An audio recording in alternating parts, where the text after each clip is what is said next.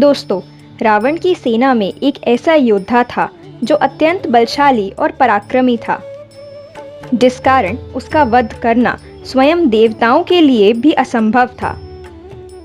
वह था रावण का सबसे बड़ा पुत्र मेघनाद। वह शक्तियों व अस्त्रों में अपने पिता से भी ज्यादा पराक्रमी था। इसका उल्लेख महर्षि वाल्मीकि द्वारा रचित रामायण में मिलता है। मेघनाद को महारथी की संज्ञा दी गई है। उसे भगवान ब्रह्मा, विष्णु, महेश से इतनी शक्तियां और वरदान प्राप्त थे कि उसे कोई योगी ही परास्त कर सकता था और वही उसका वध कर सकता था। एक कथा के अनुसार एक बार महर्षि वशिष्ठ ने श्री राम के अयोध्या आगमन के पश्चात जानना चाहा कि आखिर उन्होंने मेघनाद को मारने के लिए बार बार लक्ष्मण जी को ही क्यों भेजा। दोस्तों, मेघनाद इतना अधिक शक्तिशाली था कि उसने पहले दिन ही श्री राम और लक्ष्मण को नागपाश में बांध दिया था और दूसरे दिन शक्ति बाण के प्रभाव से लक्ष्मण जी को मूर्छित कर दिया था। तो फिर क्यों श्री राम जी ने तीसरे दिन भी लक्ष्मण जी को ही मेघनाद का वध करने भेजा? इसका उत्तर स्वयं भगवान श्री राम ने ऋषिवर को दिया।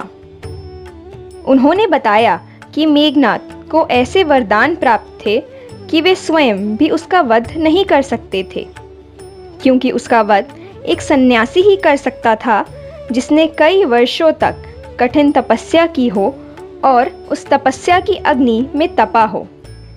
ऐसा तप लक्ष्मण ने 14 वर्ष के अंतराल में किया था और इसी कारण से वही मेघनाद को मारने में सक्षम था।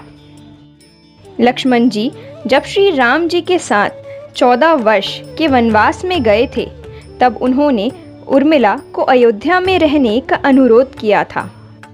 इस प्रकार उन्होंने 14 वर्ष तक ब्रह्मचर्य का पालन किया था और किसी भी पराई स्त्री का मुख तक नहीं देखा था।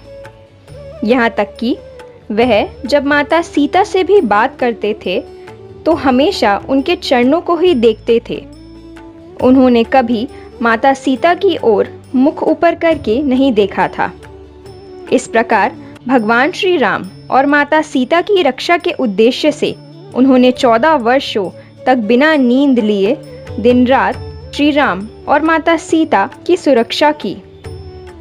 एक कथा के अनुसार उन्होंने निद्रा देवी से 14 वर्षों तक दूर रहने को कहा और उनके हिस्से की नींद उनकी पत्नी उर्मिला को देने को कहा। इसके पश्चात लक्ष्मण जी 14 वर्षों तक सोए नहीं थे। साथ ही लक्ष्मण जी ने 14 वर्षों तक भोजन भी ग्रहण नहीं किया था। लक्ष्मण जी ने 14 वर्षों तक इस योग व साधना से इतनी भीषण शक्ति और ऊर्जा का संचार कर लिया था कि वह मेघनाद का वध करने के लिए सक्षम हो चुके थे। इसलिए मेघनाद से युद्ध करने के लिए और उसका वध करने के लिए भगवान श्री राम ने लक्ष्मण जी को ही चुना था। तो दोस्तों, आपको इस बारे में पहले से पता था या नहीं, कमेंट सेक्शन में ज़रूर बताइएगा। साथ ही अगर आप हमारे चैनल पर पहली बार आए हैं तो वीडियो को लाइक कर चैनल को सब्सक्राइब करना ना भूलें और बेल आइकन को प्रेस कर दें ताकि आने वाली ऐसी वीडियोस के नोटिफिकेशन आप तक सबसे पहले पहुंच सके। तो जल्द ही मिलते हैं ऐसी ही एक और नई वीडियो के साथ। जय श्री राम।